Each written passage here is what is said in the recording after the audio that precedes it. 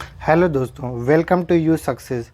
आज हम पिट 2023 के लिए एक नया इनिशिएटिव लॉन्च कर रहे हैं, जिसके तहत हम लोग ध्रुवा बैच को लॉन्च कर रहे हैं और पिट के सिलेबस को हम सेगमेंट वाइज कवर करेंगे। और आज हम पहले दिन बायोलॉजी को देखेंगे साइंस सेक्शन के अंतर्गत। चलिए अपनी वीडियो को स्टार्ट करते हैं। बायोलॉजी अर्थात जीव विज्ञान। जीव विज्ञान सजीवों का अध्ययन होता है। जीव विज्ञान के जो जनक हैं वो अरस्तु हैं। जीव विज्ञान को दो शाखाओं में बांटते हैं, जूलॉजी और बॉटनी। जूलॉजी के जनक भी अरस्तु हैं, जूलॉजी के जनक भी अरस्तु हैं, और बॉटनी के जनक हैं जो थियोफ्रेस्टस है। थियोफ्रेस्टस। नेक्स्ट हम देखें अपने कोशिका सेल। कोशिका कहते किसे? कोशिका प्रत्येक जीवधारियों की जो है आधारभूत संरचना होती है। आधारभूत संरचना एवं क्रियात्मक इकाई होती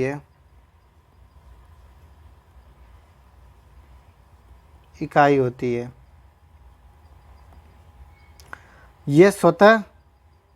यह स्वतः जनन की क्षमता रखती है।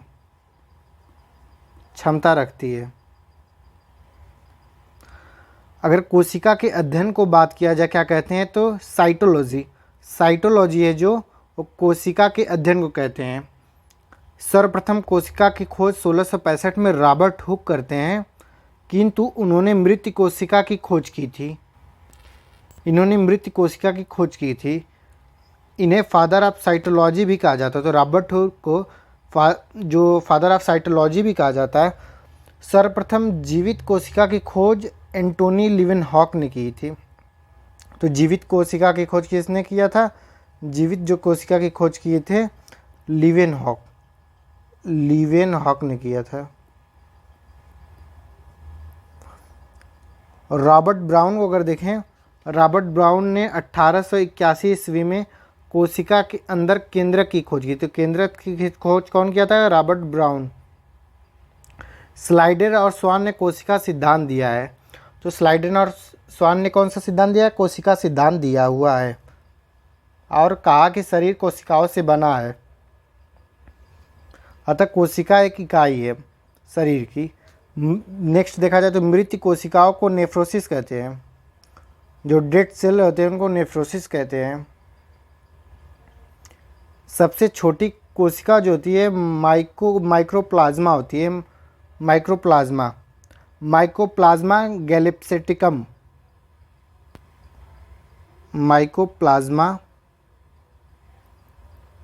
माइक्रोप्लाज्मा गैलिसेप्टिकम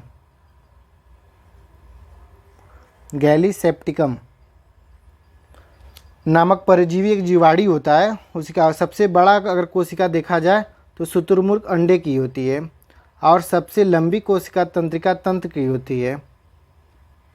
नेक्स्ट देखा जाए तो तंत्रिका कोशिकाओं में किसी भी प्रकार का विभाजन नहीं होता है। जो तंत्रिका कोशिका होती है उसमें किसी भी प्रकार का विभाजन नहीं होता है, अतः यह क्षतिग्रस्त कोशिका को ठीक नहीं कर सकता। इसी कारण चोट लगने से शीघ्र मृत्यु हो जाती है। नेक्स्ट देखें तो सबसे तेज़ी से कोशिका विभाजन लीवर का होता है। जो सबसे अधिक अपने अगर कोई चोट लगती है, कोई क्षति होती, तो सबसे अधिक जो यकृति लीवर की जो सेल्स रहते हैं वो अपने आप को रिकवर कर पाते हैं। ये अपने आप को पुनः सही कर पाते हैं, ये ठीक कर पाते हैं। जीवद्रव नेक्स्ट देखा जाए तो जीवद्रव प्रोटोप्लाज्म, इसकी खोज पुरकेंजी ने की थी। यह एक तरल गाढ़ा पदार्थ होता है, इसे जीवन का आधार कहते हैं। सभी जैविक क्रियाएं इसी द्रव के अंदर होती हैं। सारी जैविक क्रियाएं प्रोटोप्लाज्म में ही होती हैं। इसके 80% भाग जल का बना होता है। यह दो प्रकार का होता है, कोशिका द्रव और केंद्रिका द्रव। इसमें भी अगर तत्व एलिमेंट की बात किया जाए तो ऑक्सीजन मैक्सिमम होता है। ऑक्सीजन सबसे ज़्यादा तत्व होता है, इसके बाद कार्बन होता है। कोशिका द्रव कोशिका को सूखने से बचाता है। कोशिका जो द्रव होता है सूखने से बचाता है। नेक्स्ट देखें तो सेल वॉल कोशिका भित्ति क्या है? कोशिका भित्ति यह सेलुलोज का बना होता है। जो कोशिका भित्ति होती है वो सेलुलोज की बनी होती है और केवल पादपों में पाई जाती है। ये केवल पादपों में पाई जाती है। यह पेड़ पौधों को सुरक्षा देता है, सेफ्टी का काम करता है। जीवाणु एक पादप होता है जिसकी कोशिका भित्ति पेप्टिडोग्लाइकन की बनी होती है। कवक को कोशिका भित्ति काइटिन की बनी होती है। तो कवक की जो होती है वो काइटिन की बनी होती है कोशिका भित्ति। अगर नेक्स्ट देखा जाए सेल मेम्ब्रेन्स की बात किया जाए, कोशिका झिल्ली की बात किया जाए, तो यह जंतु और पादप दोनों में पाया जाता है। यह जंतु और पादप दोनों में पाया जाता है। नेक्स्ट देखें कोशिका के अंदर के सभी अवयव इसी झिल्ली के अंतर्गत है। जो भी माइटोकॉन्ड्रिया सेल्स, इस केंद्रक, राइबोजियम में सब इसी झिल्ली के अंतर्गत ही पाए जाते हैं। यह कोशिका के अंदर जाने वाले पदार्थों का नियंत्रण करता है। यह अर्धपारगम होता है, अर्थात कुछ सेलेक्टेड चीज़ों को ही अंदर जाने देता है और बाहर आने देता है। नेक्स्ट देखें माइटोकॉन्ड्रिया, इसकी खोज अल्टमैन ने की थी। तो माइटोकॉन्ड्रिया खोज कौन किया था? अल्टमैन ने खोज की थी। यहाँ ऑक्सीश्वसन होता है। यहाँ क्रेब्स चक्र चलता है जिसके फलस्वरूप एटीपी तथा ग्लूकोज का गृह भी कहते हैं, अर्थात माइटोकॉन्ड्रिया को पावर हाउस भी कहा जाता है क्योंकि इसमें श्वसन की क्रिया के परिणाम स्वरूप ऊर्जा मिलती है। इसकी मुद्रा जो है एटीपी। माइटोकॉन्ड्रिया के आंतरिक दीवारों को क्रिस्टी कहते हैं।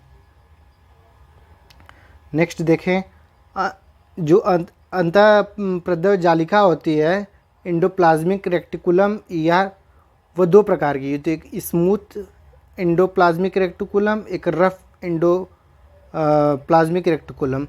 तो जो स्मूथ होता है इसमें राइबोजियम नहीं लगा रहता है। जो रफ होता है, खुरदरा होता है, उसमें राइबोजियम लगा रहता है। अतः जो एंडोप्लाज्मिक रेक्टिकुलम होता है उसी से जुड़ा हुआ होता है राइबोजियम।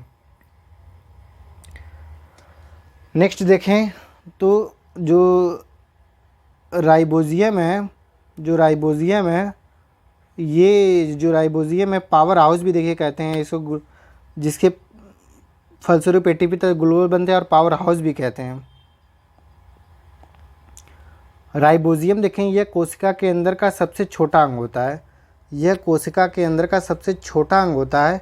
यह प्रोटीन का निर्माण करता है, अतः इसे प्रोटीन की फैक्ट्री भी कहते हैं। अतः राइबोजियम को प्रोटीन की फैक्ट्री भी कहते हैं। 70S राइबोजियम, ये भी दो प्रकार के होते हैं। 70S राइबोजियम यह हल्का होता है तथा प्रोकैरियोटिक कोशिकाओं में पाया जाता है। और S राइबोजियम यह भारी होता है तथा यूकैरियोटिक कोशिकाओं में पाया जाता है। नेक्स्ट देखें गोल्जी बॉडी को। इसकी खोज कैमिलो गोल्जी ने की थी। यह पदार्थों का परिवहन करता है, अर्थात यातायात में सहायक है। सेंट्रोसोम को देखें तो तारकाय जिसे कहते हैं, यह कोशिका विभाजन करता है।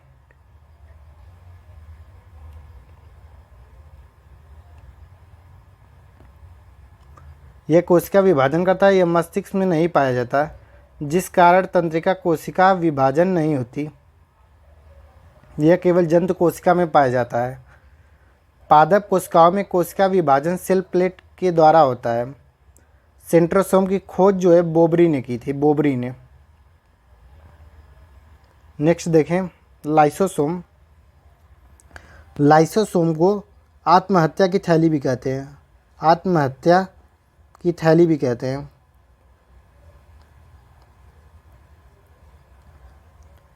यह कोशिका के अंदर पाचन का कार्य भी करता है।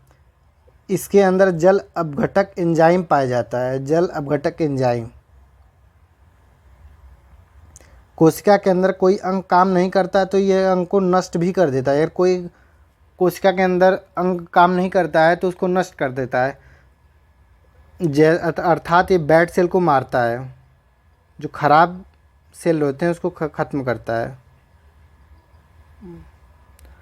जब पूरी कोशिका कार्य नहीं करती तो ये कट जाता है, जिससे पूरी कोशिका नष्ट हो जाती है। तो इसे आत्महत्या की थैली, एटम बम भी कहते हैं।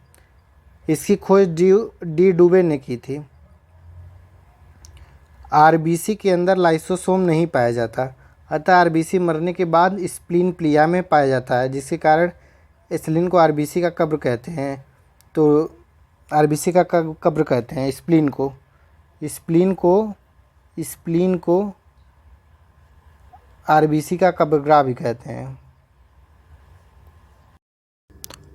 केंद्रक को देखें यदि, तो केंद्रक की खोज जो रॉबर्ट ब्राउन करते हैं, केंद्रक की खोज है रॉबर्ट ब्राउन करते हैं। यह कोशिका को नियंत्रित करता है, अतः इसे कोशिका का दिमाग भी कहा जाता है। इसमें 80% प्रोटीन पाया जाता है। नेक्स्ट देखें, रसधानी। जो रसधानी होती है ये जल को संचित स्टोर करती है। ये जंतुओं में छोटा होता है। नेक्स्ट देखें अपना लवक, प्लास्टिड। जो लवक होता है यह पादपों का सबसे बड़ा कोशिकांग होता है। यह पादपों का सबसे बड़ा कोशिकांग होता है। और जो लवक होते हैं ये केवल पादपों में पाए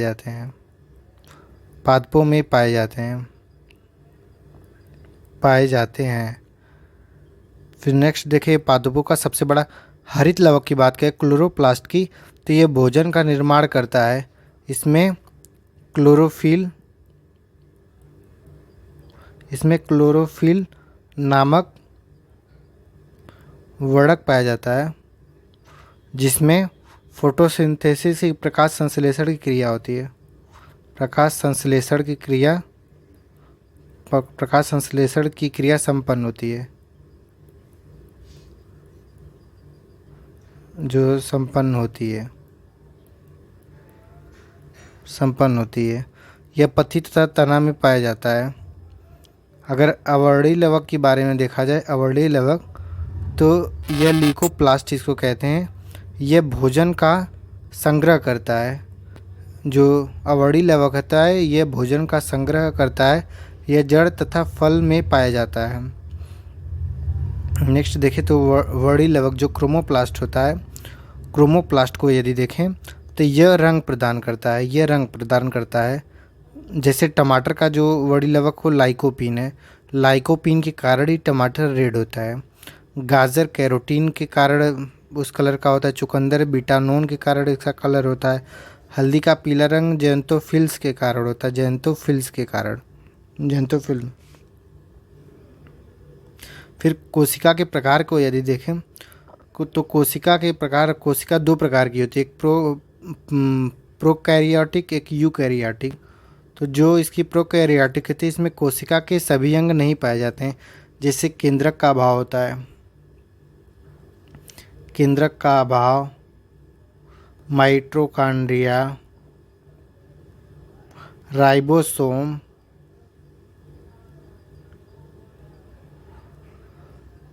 ये सब अनुपस्थित होते हैं। कोशिका झिल्ली राइबोसोम 70S पाया जाता है। सब प्रोकैरियोटिक में राइबोसोम पाया जाता है जो 70S प्रकार का पाया जाता है। शेष अंगों का अभाव होता है। माइटोकॉन्ड्रिया, हरित लवक, गाल्जी काय, लाइसोसोम अनुपस्थित होते हैं। केंद्रक का अभाव होता ही है। अगर यूकैरियोटिक को देखा जाए, तो ये पूरी तरह विकसित होता है। जो यूकैरियोटिक होता है ये पूरी तरह विकसित होता है। इनमें कोशिका के सभी अंग पाए जाते हैं। इनमें 80S राइबोसोम पाया जाता है। पादप कोशिका का आकार चौकोर होता है। इनके अंदर का सबसे बड़ा अंग जो होता है, प्लास्टिड होता है। फिर देखें इनका जो रसधानी होती है वो बड़ा होता है, जो इनका रसधानी होता है वो बड़ा होता है। इसमें क्लोरोफिल पाया जाता है। जंतु कोशिकाएं गोल होती हैं, इनके अंदर का सबसे बड़ा अंग केंद्रक होता है। आशा करते हैं आपको वीडियो पसंद आया होगा और आप इस पीडीएफ से जुड़ने के लिए हमारे डिस्क्रिप्शन में जो टेलीग्राम का लिंक दिया हुआ है उसे ज्वाइन कर लीजिए। आशा करते हैं आपको वीडियो पसंद आया होगा। धन्यवाद।